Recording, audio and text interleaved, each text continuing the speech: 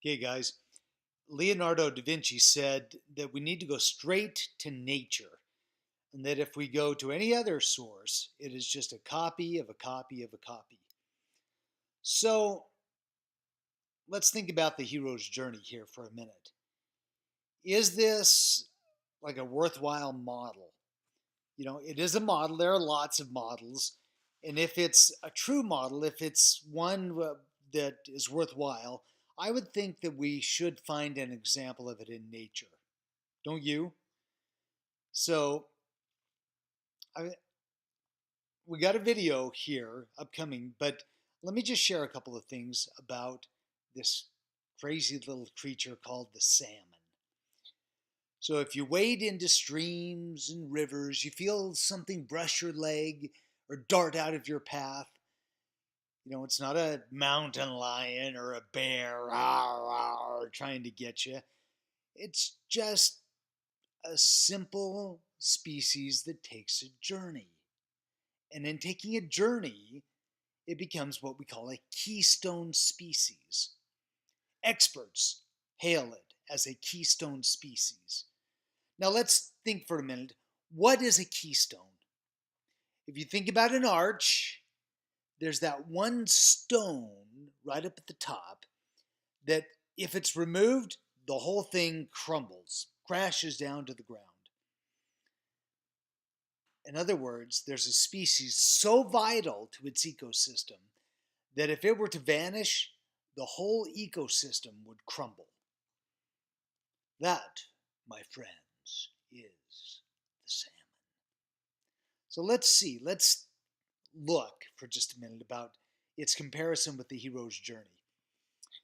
So its journey is an incredible feat of agility, strength, endurance, and speed. So it begins in this tiny riverbed, or a tiny stream, and the newly spawned salmon starts out as an egg and then becomes a fish and feels this little tug, this beckoning or call to adventure, to come journey down to the ocean. Now that's a ways. I can tell you, growing up in Idaho, my dad would go all the time salmon fishing.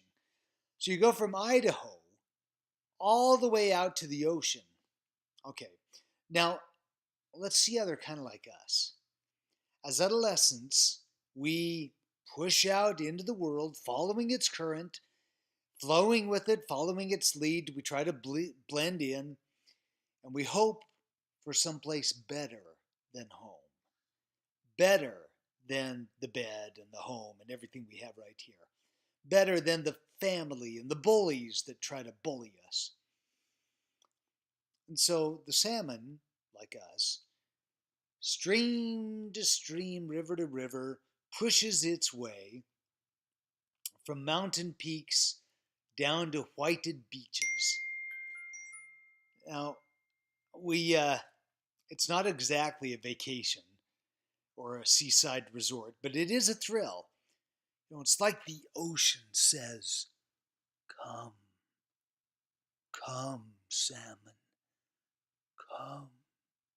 And the salmon happily comes. All right, I want to go to the ocean. So it goes.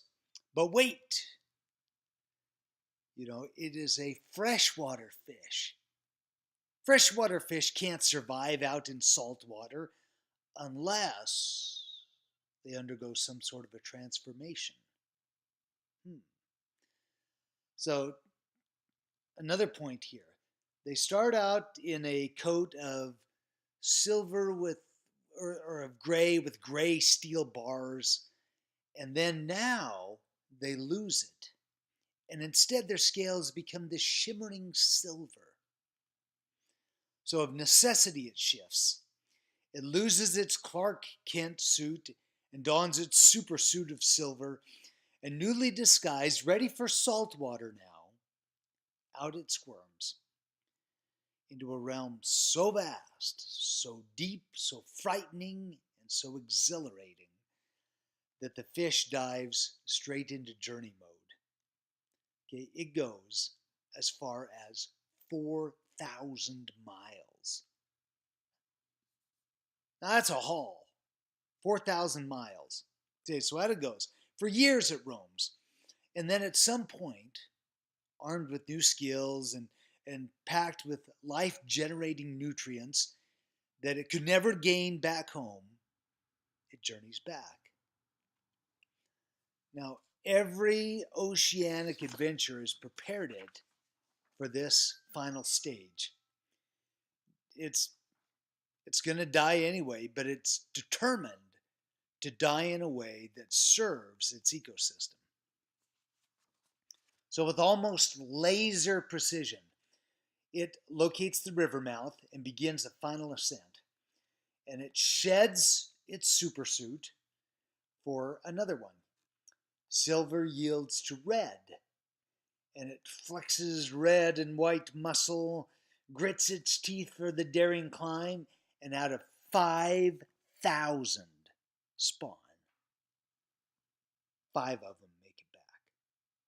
Just 5. Many are called, few are chosen. So up and it drives in kind of a Game of Thrones or a test of skill, and never again will the salmon eat, ever. It now has its red and white muscle, which give it endurance and speed, jolts of speed. And every experience dodging predators out in the ocean has prepared it for this. There are salmon fishers, there are predators, there are bears, there are mountain lions, all hungry to get the salmon and snag it away. There are bears, there are hooks trying to catch it, and yet up it goes. Now, here's the curious thing. It doesn't go with the current anymore. It is now flowing against the current. Up the rivers, up the bends, up the twists, up the waterfalls. Now think about this. Can any of you dunk a basketball? Huh? Now there might be a couple in class, but most of us, no, we can't. A salmon can go from 0 to 12 feet in a single burst. So, man, sign those babies up for the Lakers. Current after current, water after waterfall, dodging and reeling, the salmon pushes until at last it smells the long-awaited scent of home. Finally, journey's end, back to where it all began, and it begins anew. So in triumph, the salmon wriggles its way into a nice little nook, and then it spawns and grants new life for a new generation of seekers who will go and leave and return. And then a bubble of relief escapes its lips. Salmon wanders away and lies down and dies. Just lays there. It's done. It's served its purpose. It can die. And in dying, it again gives life and saves life. Bears and ravens, easy for the easy pickings, come down, swoop out of the sky, or they lumber over and they grab pieces of flesh, and then they scatter it through their droppings all throughout the ecosystem. And all those precious nutrients that the salmon gained by going out into the ocean as far as Japan from the United States, all of those nutrients come back. And they couldn't get them. The bears, the rabbits, the ravens, they could not get them there in that ecosystem were it not for the salmon. And so in their humble, quiet way, the salmon feed the world. They're the bedrock of civilization, of their ecosystem, a keystone species. And that's how a keystone species impacts. Now, as with nature, so with us. Our society rages with bears and mountain lions and ravens. They frighten, they fascinate, but everything has its impact, everything has its place, including those willing to journey.